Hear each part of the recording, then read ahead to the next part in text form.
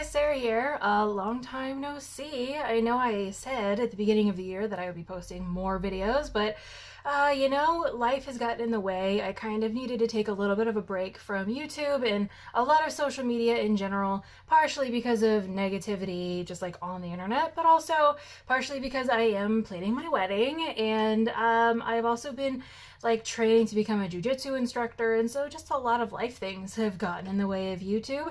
But I have an amazing announcement. We have now hit 1,000 subscribers. Yay! Thank you all for being here, and if you're not subscribed, please do. I am putting out corn snake content pretty much exclusively, and today I actually want to talk about how to choose a breeding project. This was something that was actually requested on my Facebook page, facebook.com/sarahsnakeshop, with periods in between the words. I'll put it down in the description below. Before we get started, also, I want to highlight this amazing piece of art that I have in the background. I haven't gotten an official frame for it, but this amazing piece of snake art was made by Nathaniel Patrick.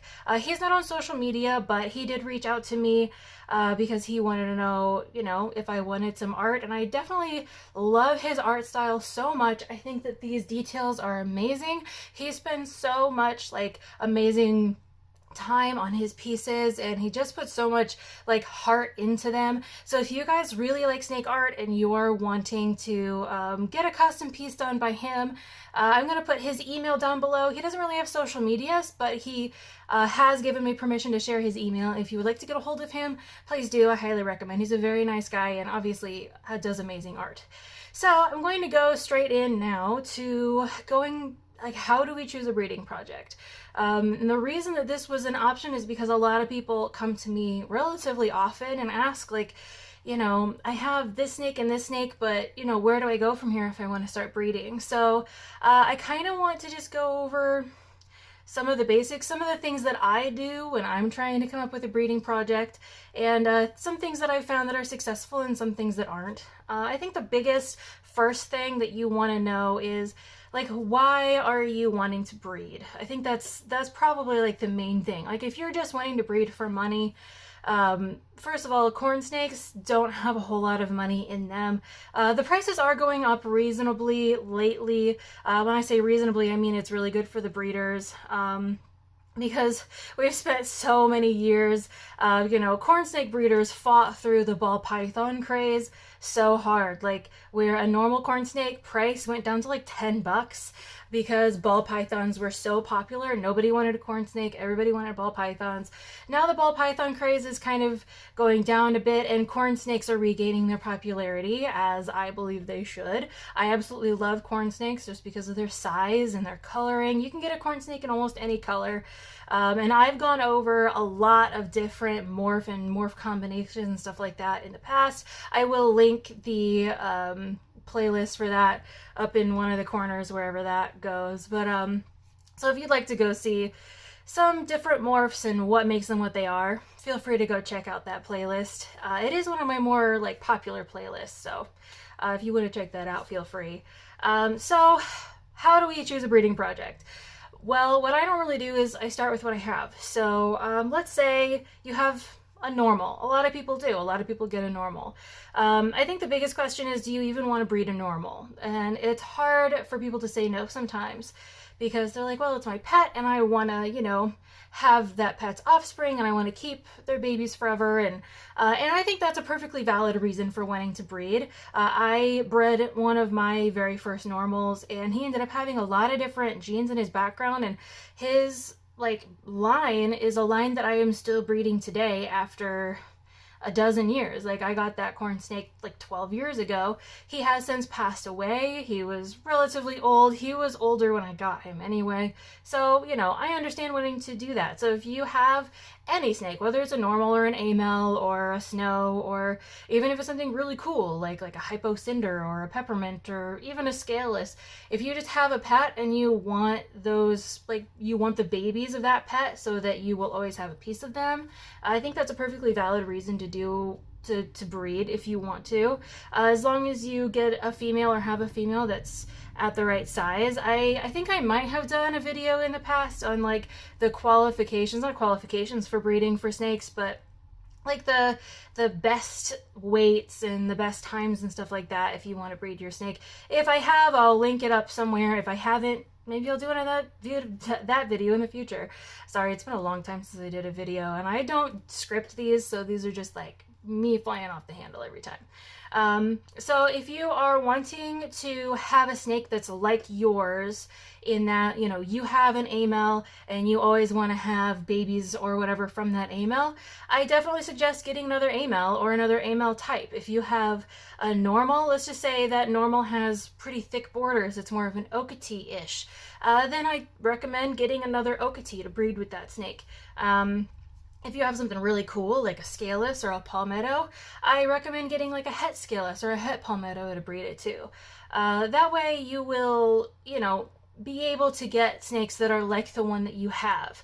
So if you want more scaleless babies, you'll probably want to get a scaleless or a het scaleless.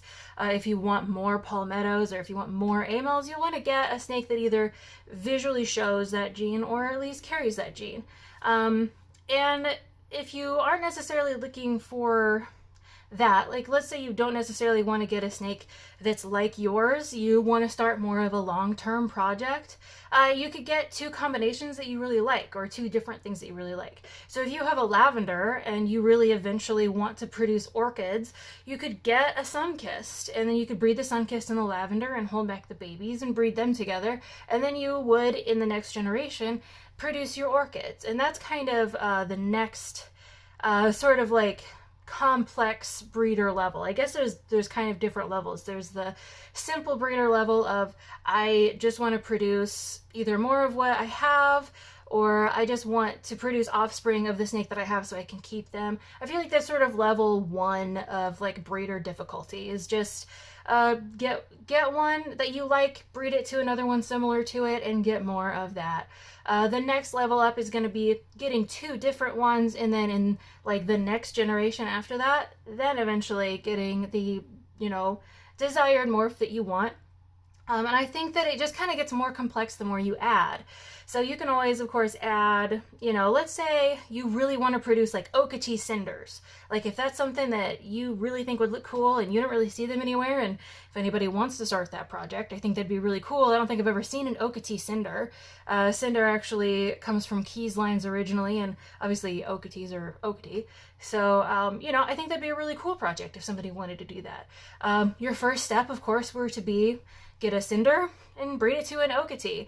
But then you would want to hold back those babies, the babies that have the thickest borders preferably, and then breed those two together, and then you would get visual cinders, and then you would keep breeding the best of the line together, visual cinder, and then eventually you will get a really nice Okatee cinder, hopefully.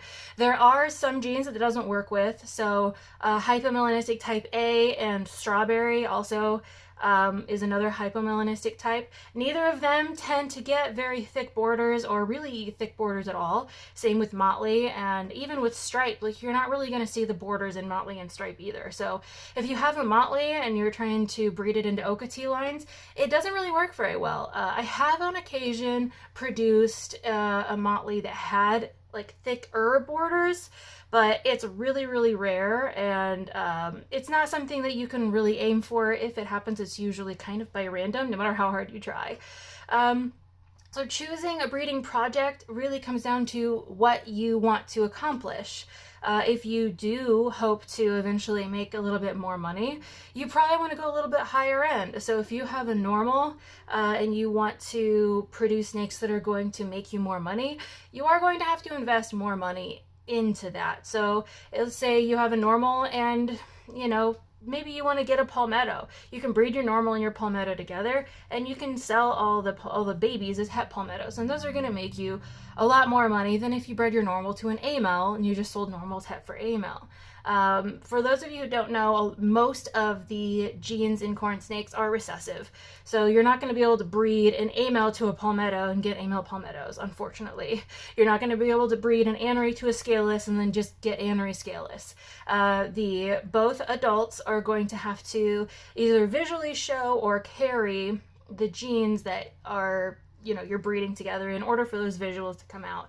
Some of the Some of the exceptions to this are like tessera and mask. I believe I did a whole video on all the different dominant mutations, so I'll link that above somewhere if you guys want to go check that out. And I also did a lot of videos, like a playlist on how to calculate different genes by hand. You don't always have to do that. I feel like a lot of people don't really want to have to calculate the genes by hand. I just enjoy doing it. I like statistics. I like to do that kind of thing. So if you are the kind of person who enjoys doing long, weird math problems, then you can definitely go check those videos out. If not, there's a morph calculator on Morph Market, and I think Ian's Vivarium also has a morph calculator, so those might be more viable options if you are wanting to calculate what you would get. But just remember, if you put in that, you know, you have an A male and you're breeding it to an anery, you are probably going to get normal babies. Now, there is always a chance, especially with the corn snakes that are out there today, that your anery will carry the A male gene and the A male will carry the anery gene, because those are two very, very common genes.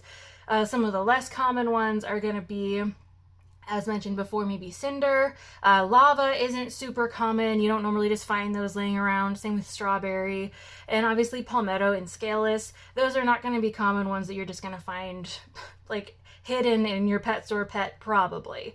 It's possible, but it's unlikely. I will say that back in, I guess it was 2008, I purchased my normal corn snake and ended up breeding him to multiple different things throughout the use just to see what genes he had.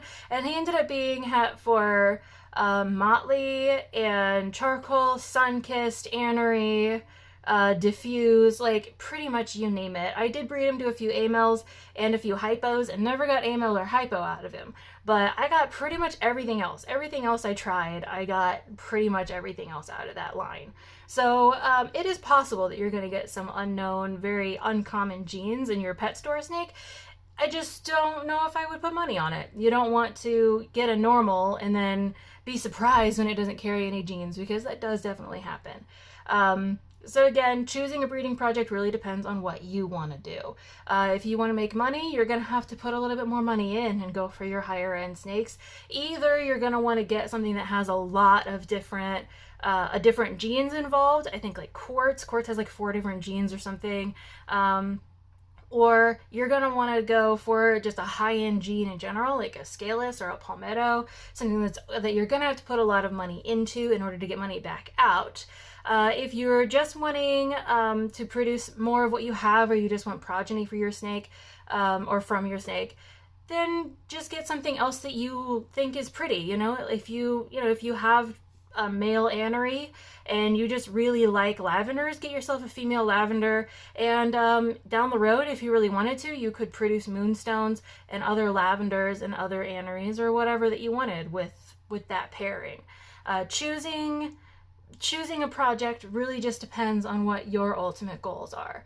And if you, like I said, if you have a tessera and you eventually want to have a snow tessera, the first step to doing that is breeding your tessera to a snow and then breeding those babies back to each other. And eventually you will be able to get a tessera snow. It's all a matter of just putting the combination together that you want. And if you are looking for what's popular, good luck. I've been breeding and selling snakes for 10 years now, and anytime I try to sort of predict what people are going to want the next year, it's always something different. So if you think to yourself, okay, this year I'm going to produce a lot of charcoals because last year charcoals sold like hotcakes, isn't that the saying? Charcoals sold like hotcakes. This will be the year that nobody wants a charcoal and everybody wants like a snow. Nobody will want the dark colored snakes. Everybody will want the light colored snakes. And then the next year you might overcorrect the other way, or you might not. And people may still want, there's no predicting what the market is going to want. So you need to breed what you like. That is going to be the best thing. And you just need to take the best care of your animals that you can. It's not going to be about choosing a breeding project because of what other people like. And I've done that before. I tried to get into scaleless and it just wasn't my thing. I've tried to get into like really high-end blood reds. That just wasn't my thing. I have blood reds in my collection now, but that was really just an accident. I bought a granite female actually just for the anery gene. I didn't even care that she had the diffuse gene because I had a male that was het for anery, and I just wanted to produce aneries with that male. And sure enough, she actually ended up being het charcoal, and so did he. And then he also ended up being het diffuse, and I knew he was het anery, so I ended up with these like, you know, charcoal blood reds, and these other really nice blood reds came out of that clutch. So, you know, all I'm saying is just get what you really like and pace yourself. I think that that's a big thing that a lot of new breeders don't quite do, is they don't pace themselves well enough, and I'm guilty of that too. My first year breeding, I only had 2 clutches, and I feel like that's perfect. My second year breeding, I had like 12 clutches, and that was way too much for just my second year. I ended up making some sort of newbie mistakes because I was not prepared for all the eggs that I had, and a lot of the eggs actually unfortunately ended up dying off because of a heating situation with the incubator. If I had just paced myself and, you know, waited until I had enough money or enough time to get the correct kind of incubator, probably a lot of those eggs would have survived. So just pace yourself. Maybe just start with 1 or 2 clutches, and I always recommend that new breeders raise up at least a few babies from hatchling to adult before you jump into breeding. Breeding is not going to make you a whole lot of money. It's just not. I mean, I was really lucky that I was able to sort of pay for college with breeding snakes, but I also spent 8 years on a 4-year degree, and I was also working full-time on top of that. So when I say I paid for college with snakes, I really paid for college with the help of snakes. It was not 100% all of my college tuition.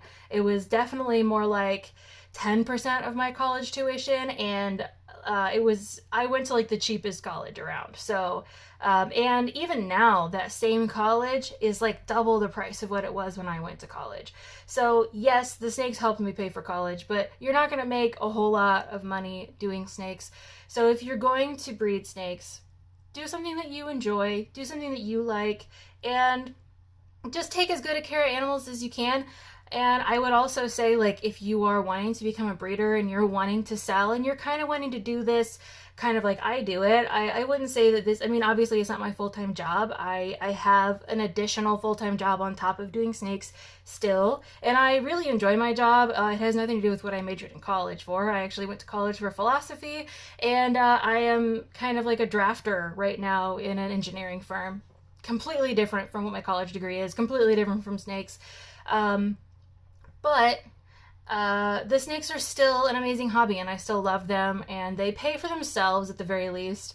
And, you know, I just enjoy them. I breed what I like. And so my blood reds and my charcoals and my sun-kissed, those are all a part of one line that stemmed from a normal that I bought in a pet store. And I just experimented with breeding him to different things to see what genes he had.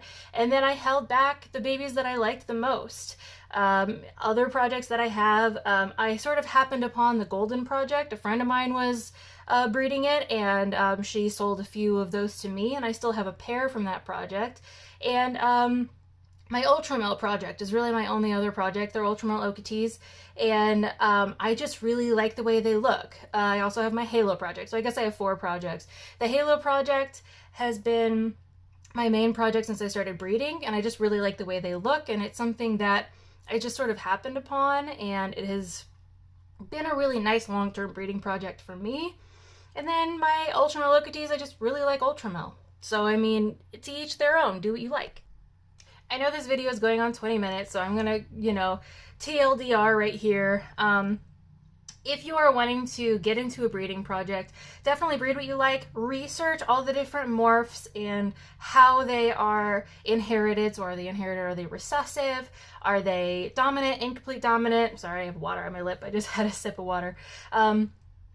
Research the morphs themselves. If you need help, I do a lot of that kind of stuff on my YouTube channel. I've already linked a few things.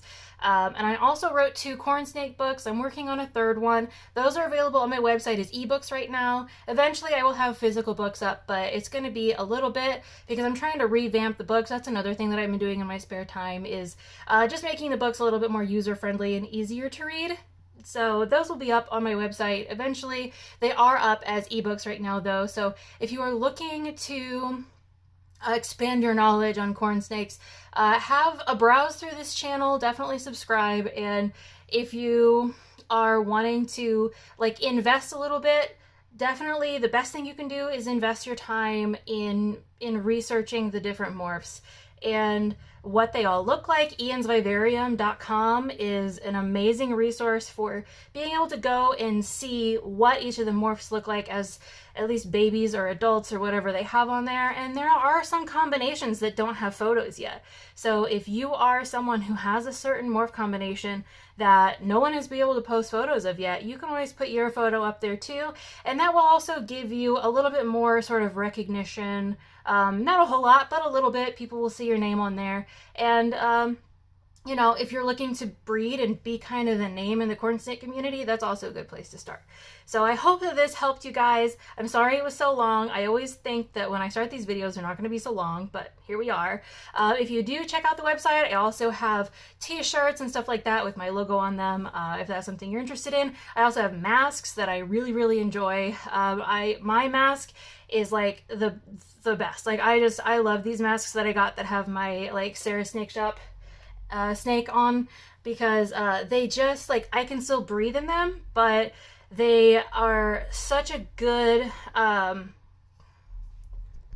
such a good material that they just like don't let anything in or out other than like oxygen, and I love them. So anyway, thanks for watching the video. Check out any of the things that I linked above, and definitely check out Nathaniel Patrick, who did this artwork, and I will see you guys in the next video, which will hopefully be sooner than this one was from the last one. Have a good day, guys. Thanks for watching.